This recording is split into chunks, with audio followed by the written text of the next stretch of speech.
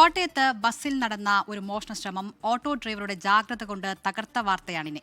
മോഷണത്തിന് ശേഷം ഓട്ടോയിൽ രക്ഷപ്പെടാൻ ശ്രമിച്ച മോഷ്ടാവിനെ മണർക്കാട് സ്വദേശിയായ ഓട്ടോ ഡ്രൈവർ മനോജിന്റെ സംയോജിതമായ ഇടപെടൽ കൊണ്ടാണ് പിടികൂടാനായത്. മനോജിനെ ആദരിക്കാനും പോലീസ് മറന്നില്ല.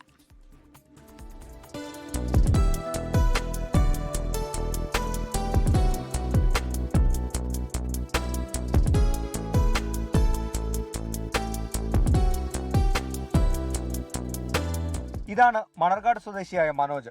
കോട്ടയം നഗരത്തിൽ ഓട്ടോറിക്ഷ ഓടിക്കുന്നു.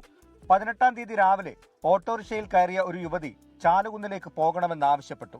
ആ യാത്രക്കിടയിൽ കണ്ണാടിയിലൂടെ മനോജ് ആ കാഴ്ച കണ്ടു. പണമെടുത്ത ശേഷം പേഴ്സുകൾ പുറകിലേക്ക് കളയുന്നതായിരുന്നു അത്. ഇതിൽ സംശയം തോന്നിയ മനോജ് തന്ത്രപരമായി വിവരം പോലീസിനെ അറിയിച്ചു. പിന്നാലെ എത്തിയ പോലീസ് യുവതിയെ ചോദ്യം ചെയ്തു. ഇതോടെ വലിയൊരു മോഷണത്തിന്റെ കഥ പുറത്തു വന്നു. പെങ്കൊച്ചിൻ്റെ ഒരു വലിയ ബാഗുണ്ട്. അപ്പോൾ അത് ഈ സൈഡിൽ ഇങ്ങനെ ഇരുന്നപ്പോൾ ഞാൻ ഈ ഗ്ലാസ് ഇങ്ങനെ വെച്ചാൽ അതിനോട് ചോദിച്ചു എവിടെയാണ് പോകണമെന്ന് ചോദിച്ചപ്പോൾ ഇതുപോലെ നേരെ പോട്ടെന്ന് പറഞ്ഞു. കുറച്ച് പോയപ്പോഴും ഇപ്പോൾ ഈ പെണ്ണിൻ്റെ കൈ എപ്പോഴും ഈ ബാഗിൻ്റെ അകത്ത് ഇരിക്കുന്നത്. അപ്പം ഞാനെനിക്കൊരു അതൊരു സംശയം തോന്നി കഴിഞ്ഞിട്ട് പിന്നെയും കുറച്ച് മുന്നോട്ട് പോയപ്പോൾ ഇത് തന്നെയാണ് പിന്നെയും പറയുന്നത്.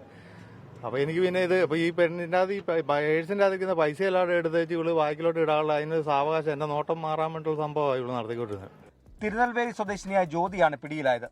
ഇവർ നിരവധി മോഷണ കേസുകളിലും പ്രതിയാണ്. മനോജിന്റെ ജാഗ്രതയാണ് മോഷണം പരാജയപ്പെടുത്തിയതെന്ന് പോലീസും പറഞ്ഞു.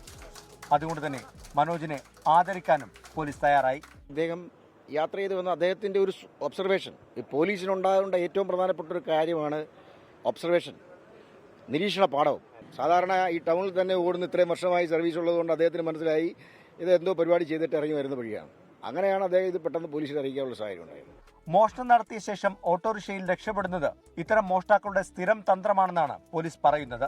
ഓട്ടോറിക്ഷയിൽ നിന്ന് കാലിപ്പേഴ്സുകൾ ലഭിക്കുന്നത് പതിവാണെന്നും ഡ്രൈവർമാർ പറയുന്നു. ഒരൊറ്റപ്പെട്ട സംഭവമായി ഇതിനെ കാണാൻ സാധിക്കില്ല.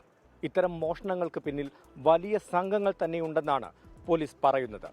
അതുകൊണ്ട് തന്നെ നമ്മൾ ഓരോരുത്തരും ജാഗ്രത പുലർത്തണമെന്നാണ് ഈ സംഭവം പറഞ്ഞു തരുന്നത്.